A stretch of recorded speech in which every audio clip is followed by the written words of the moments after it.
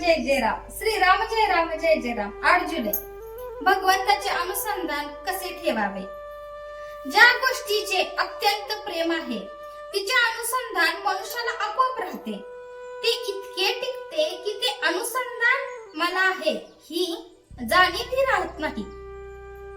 अनुसंधान ठेवतो असे म्हणताना मी त्याच्याहून वेगळा असतो आणि प्रेमाचे जे अनुसंधान असते तिथे मी एक जीवच होतो. आपण किती गडबडीत असलो तरी वाटेने जात असताना आपल्या नावाने कुणी हाक मारली की आपण वळून पाहतो. हे आपले अनुसंधानच आहे. कारण या देहावर आपले इतके काही प्रेम आहे की मी त्याच्याहून वेगळा नाहीच. असे देहाचे अनुसंधान कसे ठेवावे हे सांगावे लागत नाही. देहाचा विसर पाडा म्हणून सांगावे लागते. देहाचे स्मरण ठेवा म्हणून नाही सांगावे लागत. आम्हाला भगवंताचे अनुसंधान ठेवायचे आहे. हा एक प्रकारचा अभ्यास आहे. भगवंताचे प्रेम वाढले तर अनुसंधान टिकेल. परीक्षा पास होण्याकरता जसा अभ्यास करावा लागतो तसा भगवंताचे प्रेम वाढवण्याकरता अभ्यास करणे जरूर आहे. यासाठी जे जे काही मी करीन ते मी भगवंताच्या साक्षीत्वाने करतो आहे ही जाणीव ठेवून करायला पाहिजे. आज आम्हाला नाना तऱ्हेचे उद्योग करावे लागतात.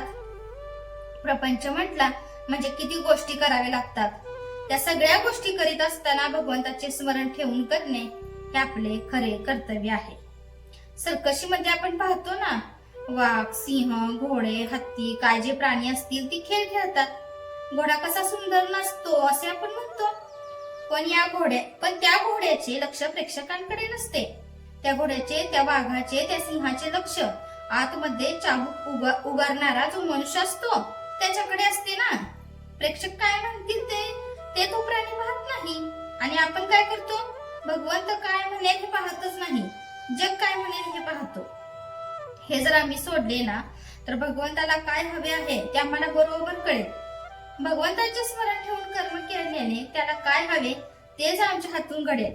त्याचे संधान न सोडता कर्म करणे हे अनुसंधानाचे लक्षण आहे. हे कशाने होईल, अत्यंत प्रेमाने होईलच. एक बाई नुकतीच बाळंत होऊन सासरी आल्यावर तिने मूल पाळण्यात निजवले आणि मागच्या परसामध्ये ती भांडी घासत होती. ते मूल थोडेसे कुठे रडले. घरात पुष्कळ माणसे होती, कुणाला ऐकू नाही गेले. ती पोरगी मात्र धावत पाळण्यापाशी आली आणि मूल उठलेले दिसते आहे असे म्हणाली. काम करताना तिचे कान जसे पाळण्याकडे होते तसे प्रपंच करताना आपले लक्ष मात्र भगवंताकडे असले पाहिजे. याचेच नाव अनुसंधान. जय जय रघुवीर समर्थ. आजचे बोधवाक्य. अखंड मुखी राम नाम, आत असावे अनुसंधान, देहाने करावे प्रपंचाचे काम.